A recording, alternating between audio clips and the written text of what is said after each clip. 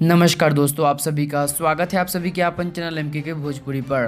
तो दोस्तों आप सब तैयार हो जाइए क्योंकि काफ़ी प्यारा एक सैड सॉन्ग वीडियो आ रहा है जिस गाना का नाम है जी लेम तोरा जुदाई में, जो कि आप सबको न्यूज़ में बताया जाएगा कि इस वीडियो गाना को कब कितने बजे रिलीज़ किया जाएगा। तो उससे पहले थोड़ी सी बात कर लेते हैं इस वीडियो गाने के बारे में जिस गाना का नाम है जी लेम तोरा जुदाई में, जिस गाना को गाए हैं दिलों के धड़कन धनंजय धड़कन, जिस गाने में गीत दिए हैं विकास राज और संगीत दिए हैं मनोज आर्यन। तो दोस्तों आप सब जान ले कि यह सैड सॉन्ग वीडियो कल यानी 18 मार्च को सुबह 7 बजे आरसीए म्यूजिक भोजपुरी पर वीडियो सॉन्ग रिलीज किया जाएगा। तो दोस्तों धनंजय धड़कन का इस सैड सॉन्ग वीडियो को देखने के लिए कितने इंतजार कर रहे हैं आप सब हमें एक प्यारा सा कमेंट जरूर कीजिएगा। तो दोस्तों आप सभी को फिर से बता दें कि कल 18 मार्च को सुबह 7 बजे आरसीए म्यूजिक भोजपुरी पर इस वीडियो सॉन्ग को रिलीज किया जाएगा जिस गाने का नाम होगा जी लेम तोरा जुदाई में, जिसके गाए हैं सुपरस्टार दिलों के धड़कन धनंजय धड़कन।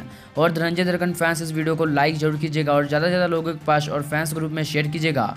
और इसी प्रकार से न्यूज़ से अपडेटेड रहने के लिए हमारे इस चैनल एमके भोजपुरी को सब्सक्राइब करिए और बेल नोटिफिकेशन जरूर दबाइएगा, जो घंटा का निशान आता है उसे दबाकर ऑल जरूर सेट कीजिएगा।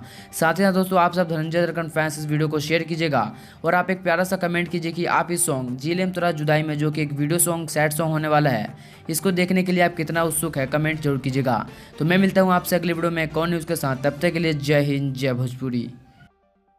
भोजपुरी इंडस्ट्री से जुड़ी कोई भी खबर सबसे पहले देखने के लिए सब्सक्राइब कर ले एमके भोजपुरी को और साथ ही घंटी को दबाकर ऑल कर लेता है। कोई भी खबर डालूं सबसे पहले आप मोबाइल तक पहुंच सके बिल्कुल फ्री में।